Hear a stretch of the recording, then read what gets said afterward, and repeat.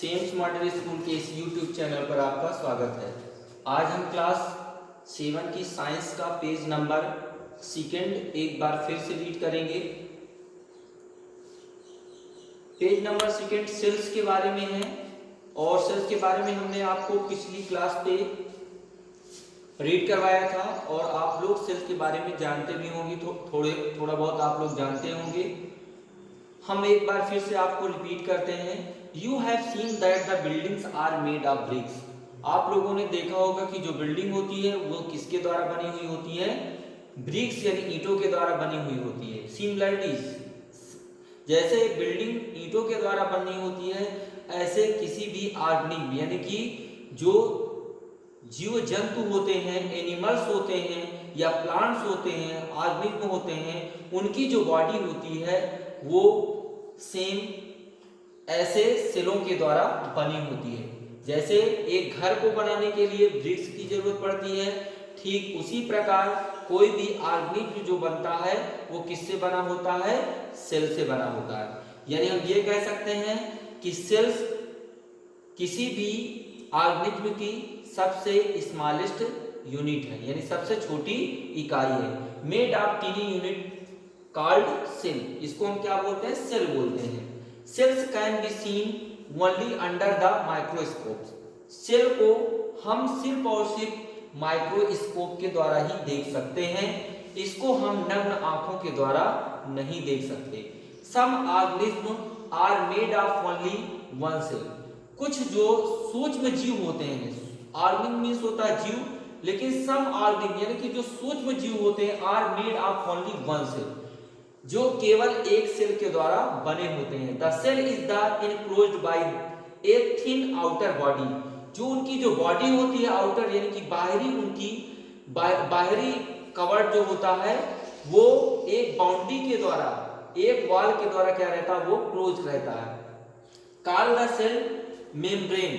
Membrane उसको हम क्या बोलते हैं? सेल मेम्ब्रेन बोला जाता है। क्या बोलते हैं? सेल मेम्ब्रेन बोलते हैं। Most cell have the distinct the centrally located spherical structure called the nucleus। हमने आपको बताया था कि जो चाहे एक कोष की हो या बहुकोष की, यानी वन सेल हो या मोर देन वन सेल, कोई भी ऑर्गेनिज्म में होता है वो उसके सेल्स में एक न्यूक्लियस होता है, एक केंद्र होता है, वो उसी के द्वारा सारी चीजें ऑब्जर्व करता है।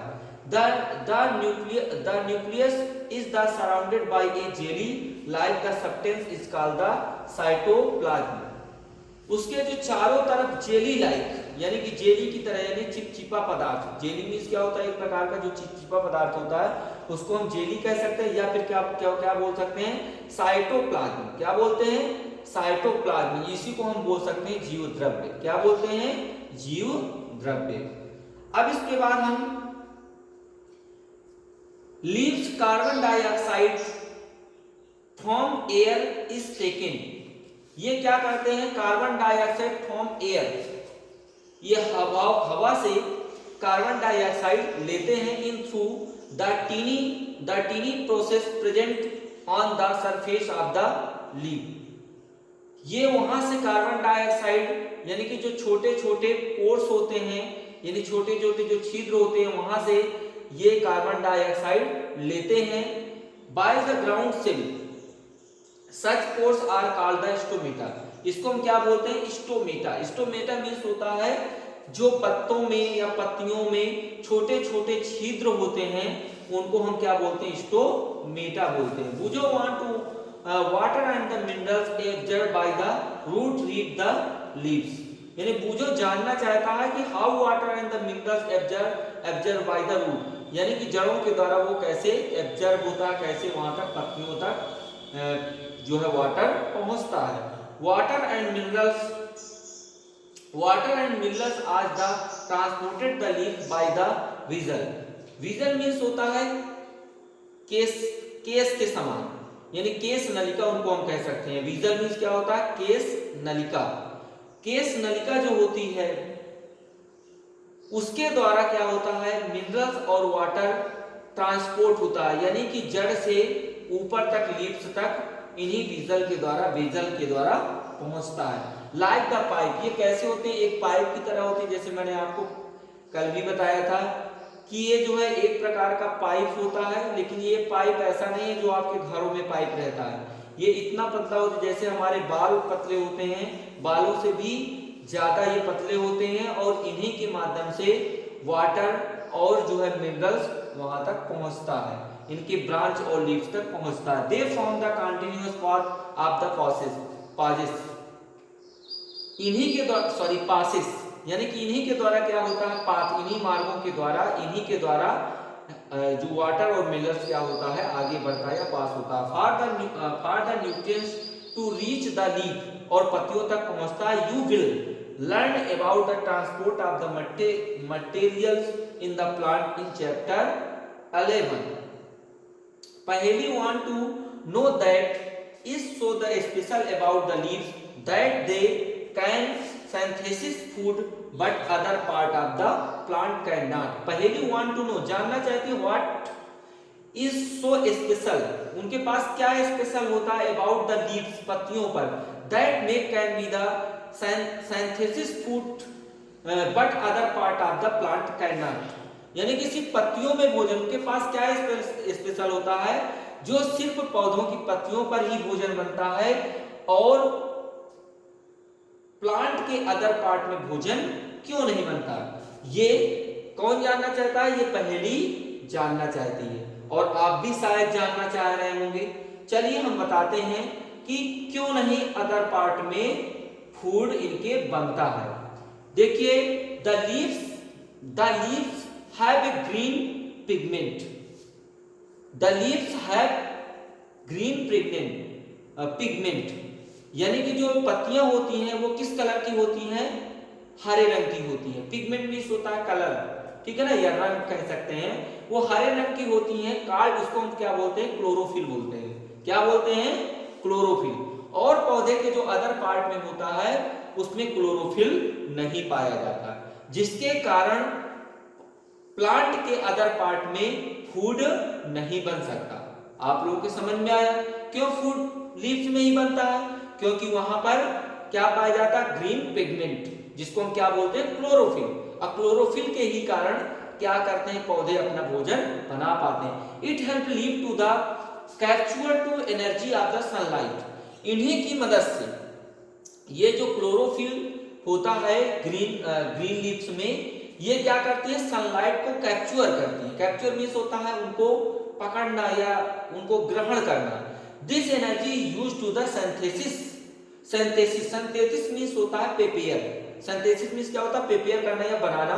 Food from carbon dioxide and water.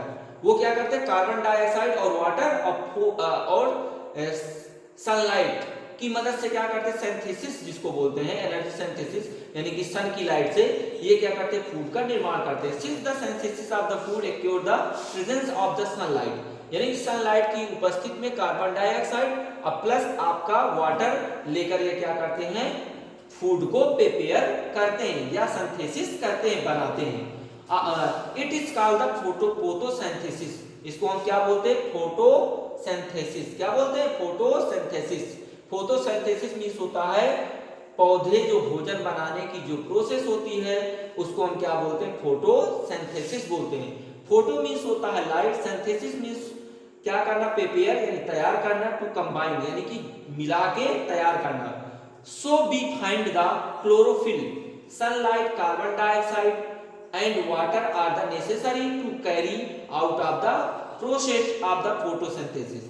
अगर हमको फोटोसिंथेसिस की प्रोसेस कराना है, क्रिया कराना है, भोजन बनाना है, तो हमको कार्बन डाइऑक्साइड, क्लोरोफिल और हमें वाटर की जरूरत पड़ेगी, ये आवश्यक होता है।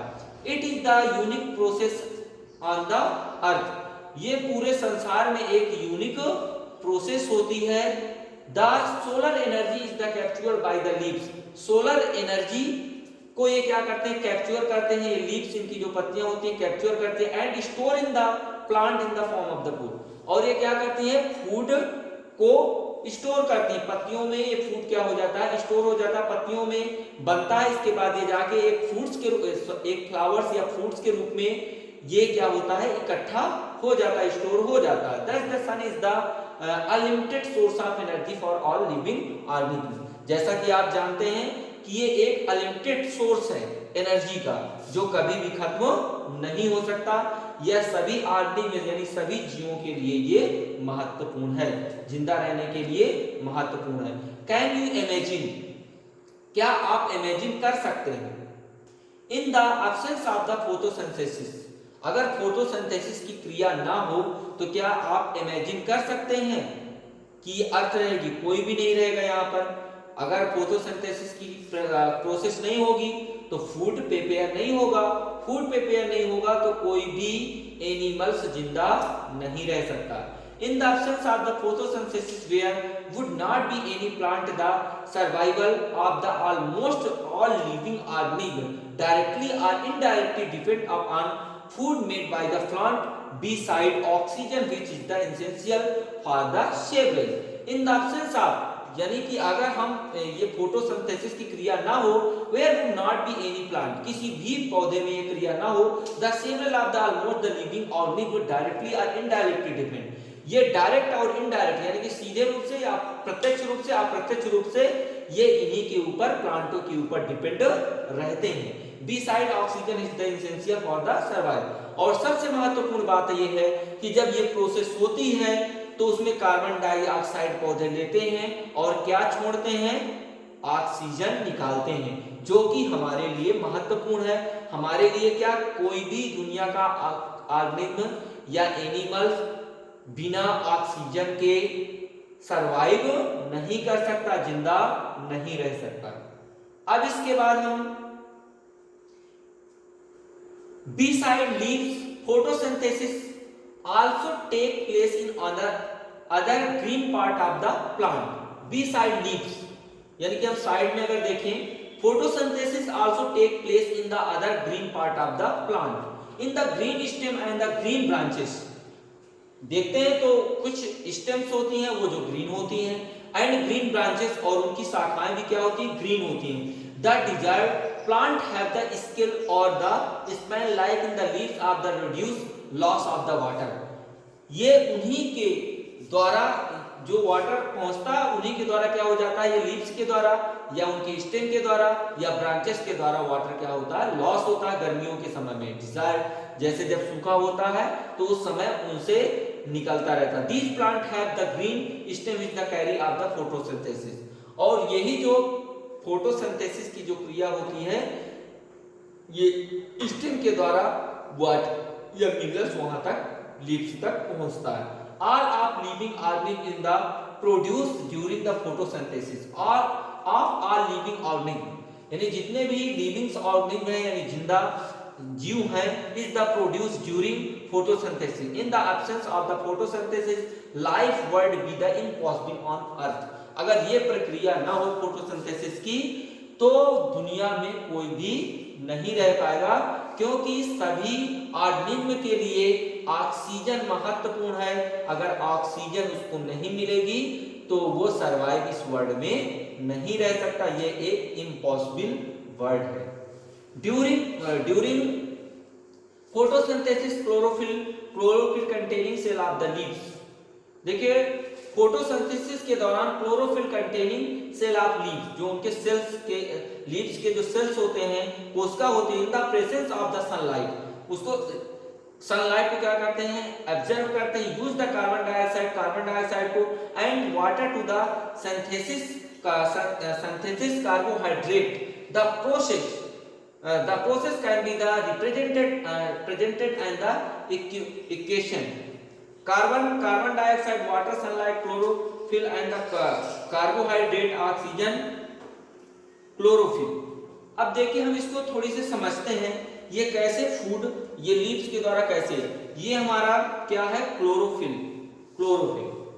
ये जो आप देख रहे हैं ये जो हमारे पाव के जैसे है, पैर के नीचे का जो पार्ट्स होता है पाव पंजे की तरह है, ये हमारा क्या है, क्लोरोफिल है। ये हमारी लीव्स हो गई, इसमें गार्ड सेल होते हैं जो इसके साइड में रहते हैं, इनको हम क्या बोलते हैं, गार्ड सेल बोलते हैं। ये हमारी क्या हो गई, लीव्स हो गई। अब इसके बाद देखते हैं स्टोमेटल ओपनिंग, और इसके जो छिद्र होते हैं, बीच का जो पार्ट्स होता है, और इसमें जो किनारे किनारे छोटे छोटे छिद्र दिखाई दे रहे हैं आप लोगों को यहाँ पर, ये हमारे क्या कहलाते हैं, स्टोमेटा, जिसके द्वारा वो क्या करते हैं, कार्बन डाइऑक्साइड को एब्जॉर्ब करते हैं, और वो जो एक्स्ट्रा यानी कि हम जो उत्सर्जन होता है इन्हीं छिद्रों के द्वारा बाहर निकलता है। अब देखिए लाइट एनर्जी, कार्बन डाइऑक्साइड और oxygen, chlorophyll in leaves, water and the minerals. यहां आप लोग देख रहे हैं ये पूरा क्या है, आपका प्लांट बना हुआ है, ये आपकी क्या है, रूट्स हैं, और रूट्स कहां पर होती हैं, हमारी सॉइल के अंदर होती हैं, और वहां से क्या करती है, ये वाटर को एब्जॉर्ब करती है, वाटर को और मिनरल्स को, मिनरल मतलब खनिज लवण, और जो है वाटर को यहां से एब्जॉर्ब करती हैं, और ये हमारा क्या हो गया, स्टेम हो गया, क्या हो गया, स्टेम। और ये स्टेम के द्वारा क्या होता है, किनके द्वारा ये वहां तक पहुंचता है, मैंने अभी आपको बताया था विसल, यानी कि जो एक केस्ट्री नली होती है, एक पाइप टाइप का, उसी के माध्यम से इनके जो स्टेम के अंदर होता है बहुत सारी पतली पतली केस नलिकाएं होती हैं, इन्हीं के माध्यम से क्या होता है, वाटर और मिनरल्स ऊपर लीव्स तक पहुंचता है। और ये यहाँ पर देखिए जो इन्वायरमेंट में ऑक्सीजन रहती है, उसको ये क्या कर रहा है, लीव्स एब्जॉर्ब कर रही है, कार्बन डाइऑक्साइड को क्या कर रही है, एब्जॉर्ब कर रही है, और यहाँ पर देखिए ये ऑक्सीजन निकल रही है, कार्बन डाइऑक्साइड क्या कर रहा है, एब्जॉर्ब कर रहा है, यानी कि वो जो प्रोड्यूस करते हैं वो ऑक्सीजन प्रोड्यूस करते हैं, जो टेक लेते हैं वो क्या करते हैं, कार्बन डाइऑक्साइड लेते हैं। और ये हमारा सनलाइट है, सनलाइट की एनर्जी है, और यहाँ पर एक प्रोसेस, इसी जितनी भी लीव्स होती हैं सब में ये क्या होता है, फोटोसिंथेसिस की क्रिया होती है। फोटोसिंथेसिस की क्रिया होने के बाद उसमें भोजन प्रोड्यूस होता है या फूड प्रोड्यूस होता है। During the process oxygen is the release, और ऑक्सीजन रिलीज होती है, the carbon dioxide ultimately get converted into the such, और कार्बन डाइऑक्साइड कार्बोहाइड्रेट ये क्या होता है, कन्वर्ट होता है, ये जो फूड बनता है वो धीरे धीरे कार्बोहाइड्रेट के रूप में कन्वर्ट हो जाता है। The presence of the starch यानी मंड के रूप में in leave the indicate the occurrence of the photosynthesis, the starch is also the carbohydrate, और ये कार्बोहाइड्रेट जो होता है इसको हम किसके नाम से जानते हैं, स्टार्च, या स्टार्च को हम कार्बोहाइड्रेट के नाम से जानते हैं। बूजो है the absorb some plant with deep rate, बूजो है एब्जॉर्ब, बूजो जानना चाहता है या एब्जॉर्ब समझना चाहता है, some plants with deep red, कुछ प्लांट की जो जड़ें होती हैं वो क्या होती है, अंदर तक होती है, वायलेट आर द जो उनकी डीप रेड यानी कि गहरे रेड कलर की होती हैं, वायलेट बैगनी कलर की होती हैं, आर द ब्राउन भूरे कलर की होती हैं। The when to know whether these the leaves also carry out of the photosynthesis, तो उनमें फोटोसिंथेसिस की प्रक्रिया कैसे होती होगी, वो ये जानना चाहता है कि कुछ प्लांट की जो लीव्स होती हैं वो अलग अलग कलर की, जैसे कुछ की रेड होती हैं, कुछ की वायलेट होती हैं, कुछ की ब्राउन होती हैं, तो आखिर वो फोटोसिंथेसिस की क्रिया कैसे करते हैं।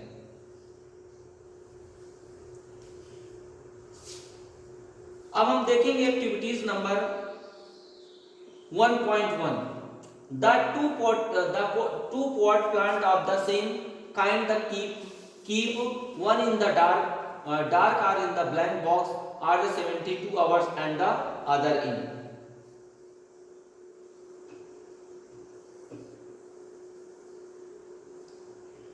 Sunlight perform the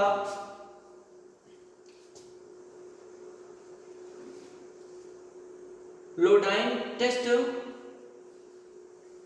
with the leaves of both the plant as you did in the class 6. आप लोगों ने एक प्रोसेस देखा होगा क्लास 6 में करके प्रैक्टिकल टाइप पे, या आपके टीचर ने बताए होंगे। Record your the result now, leave the pot which is the easier kept in the dark in the sunlight 3 or 4 days and perform the load dying test again on these leaves. The record your the observation in your the notebook. The leaves other than the green also live in the chlorophyll. The large amount of the red, brown and the other pigment mask the green colors and the photosynthesis take the place in these leaves also. Process of the photosynthesis, the carbohydrate are made of the carbon, hydrogen and the oxygen. These are used the synthesis other components food, but the proteins are the nutritious substance which the contain the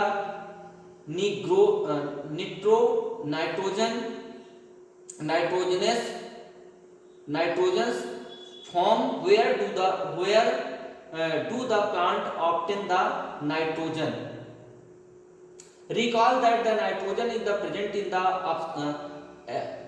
abundance in the gases form the air. देखिए इसको हम समझते हैं, ये एक practical type है, आपको घर में करना है कि क्या करना है, 2 पॉट्स ले लेना है। 2 पॉट्स को, एक को आप लोगों को सनलाइट यानी बाहर रखना है जहां पर सनलाइट मिले, और एक पॉट को क्या करना है, रूम के अंदर रख देना है। और आप 3 या 4 डेज रखिए, उनको देखेंगे कि जो रूम के बाहर यानी कि उजेले में सनलाइट पे जो पॉट रहता है वो ज्यादा अच्छी तरह से ग्रो करता है, और जो अंदर रहता है वो अच्छी तरह से ग्रो नहीं कर पाता है।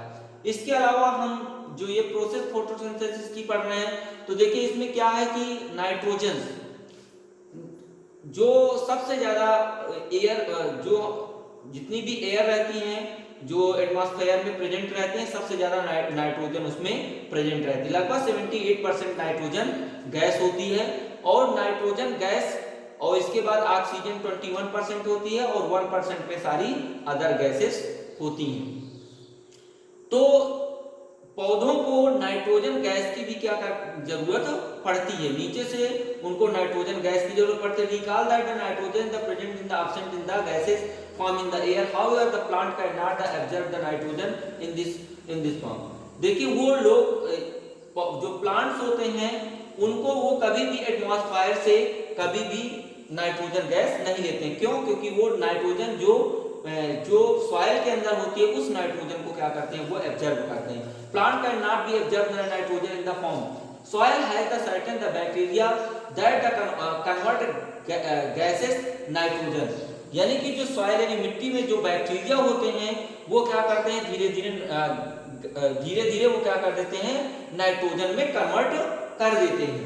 2 is the equal for the release into the soil these the soluble form of the absorbed by the plant along with water.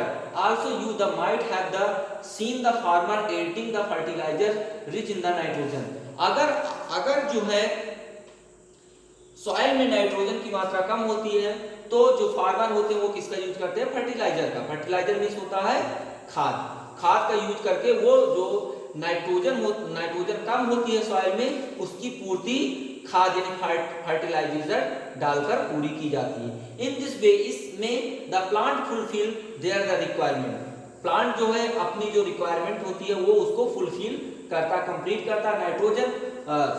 Nitrogen along with the other constituent plant can within the synthesis the components of the food. They are the carbohydrates such in the proteins and the fat.